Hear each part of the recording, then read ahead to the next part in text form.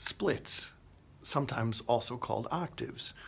Splits are one of the 5 types of sound that the harmonica makes.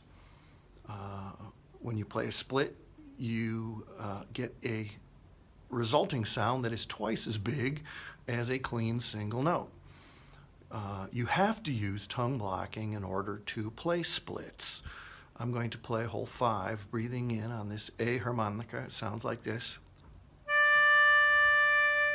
And all I have to do is just slightly change the shape of my tongue and make sure my mouth is open wide enough and not too wide, and I will get hole 2 to ring. This is a very common split heard in blues. I call that the split 4. I have 4 holes inside my mouth, holes 2, 3, 4, and 5. My tongue is splitting those 4 holes and blocking out the middle 2, just barely sort of touching those middle 2. It's like playing with 2 different mouths. I have a mouth here and a mouth here. Great advantage for doing that if you can play that with some control. It is generally desirable to try to have both of those notes played clean, but you can play them dirty also. There are also some different types of splits, the split 4 being the most common, the split 5 being the second most common. You hear this up on the higher inhaling part of the harmonica. Generally holes 3 and 7 will be played as an octave, a split 5 octave, hole 4 and 8 as a split 5, 5 and 9, and 6 and 10.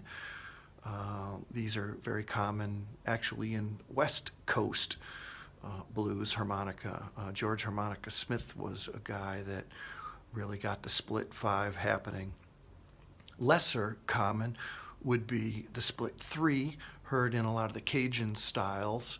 I use it a lot in playing blues. I think it's a great sound. So your lips will encircle 3 holes and your tongue will just block out the middle one of those 3 holes.